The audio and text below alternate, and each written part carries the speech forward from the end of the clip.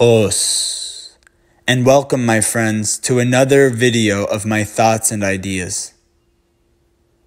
The subject of this video will be stemming off of the last video I created, talking about how to open a class with courtesy, with a bow, with respect and honor for the present moment, for the other students, for yourself, and for the teacher.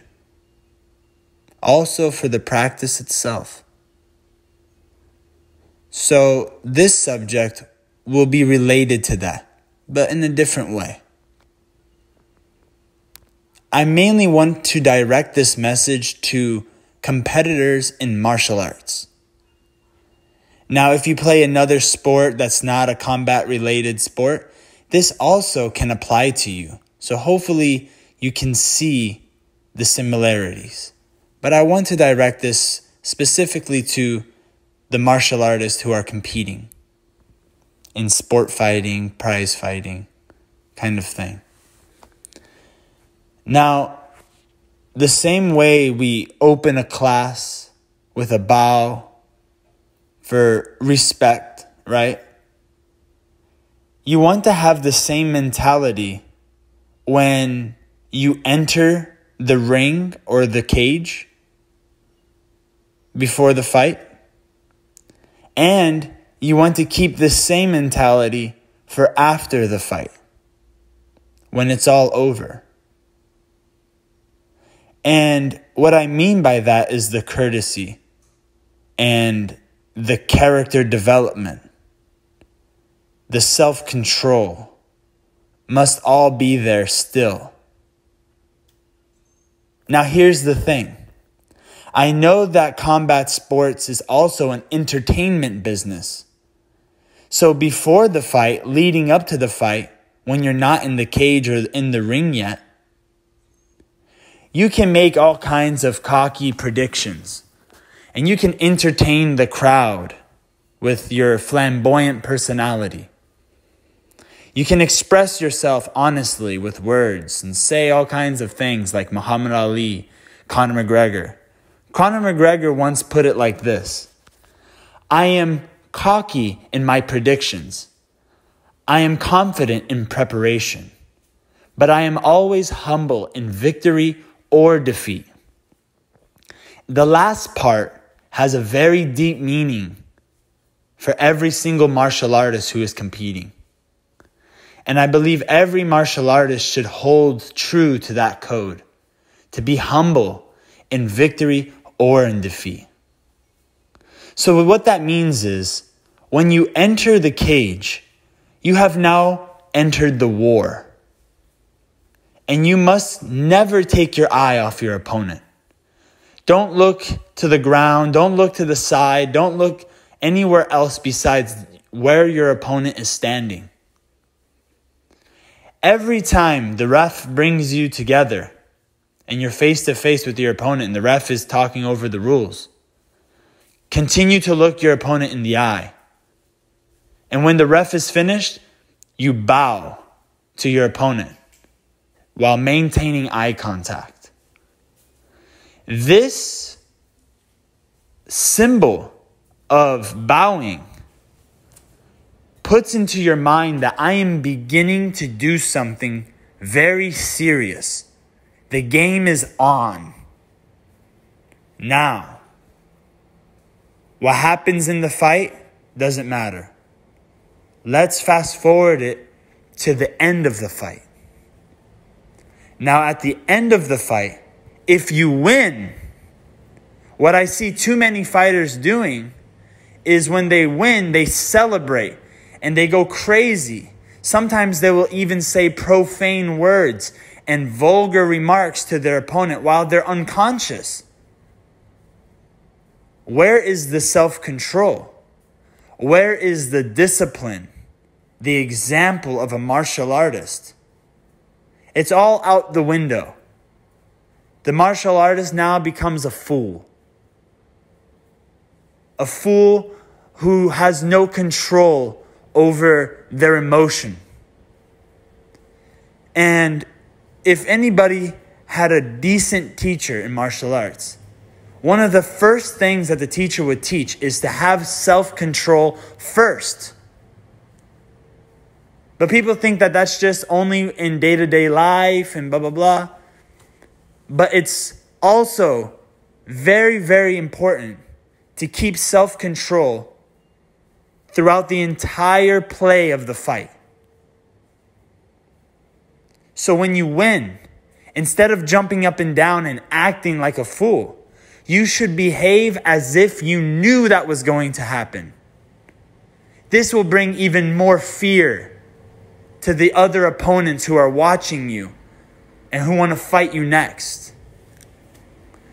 Because you would show them that I knew I was capable of this. This is what I trained for. This is what I knew would happen. And that mentality is completely different than the show off. Also, on a level of honor and respect to your opponent, who you could have killed, instead of saying all these nasty things or to pump your chest and to point to yourself as if you're the man, you should go on your knee with your eyes still fixed on your opponent and bow out of humility and respect for them showing up and taking the chance to go against you. Now, if you lose the fight and you're unconscious or you're injured, you must muster up as much strength as you have, whatever's left in you, to get up, stand on your own 2 feet, look your opponent in the eye, and bow, even if they do not bow back. Even if they're acting crazy and celebrating, you do not accept defeat. Because this is not fighting to the death. This is a sport, which means you get to live another day. You get to fight another day. It is not over. You are lucky that you're still breathing. And out of the respect for yourself, instead of hanging your head down low, being sad and upset and humiliated, and shaking your head in disapproval, none of this. You must remain confident. And the way you do that is by body language, by your movement. If you bow and you really mean it, and you do it in silence, you will feel an energy enter into your body. And a voice will speak in your mind telling you, I'll be back. When you look at your opponent when you bow, you will be thinking, I will be back for you. I will come back stronger. Whatever was my weakness during the fight that made me lose, I will work on that weakness. I will drill that weakness. And I will continue to practice and practice and practice until I can step back onto this canvas and face you again. That is a different mentality than to just hang your head down and feel sorry for yourself. No. We must bring back these kind of traditional martial arts mindsets. Everybody kind of laughs at traditional martial arts because they think that the techniques are phony, and they make up all these silly things about them, and they joke about traditional martial arts. But we can take away many things movement-wise from traditional martial arts and philosophical ideas that we can get from traditional martial arts. So you must always apply what works. And this is the art of fighting without fighting. You must become an artist. And you must become true.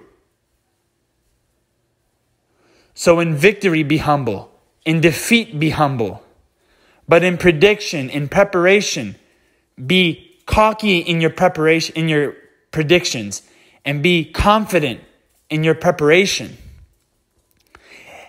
Entertain the crowd like a Muhammad Ali. By all means, be entertaining. But know when and where to conduct yourself as a true martial artist. Os.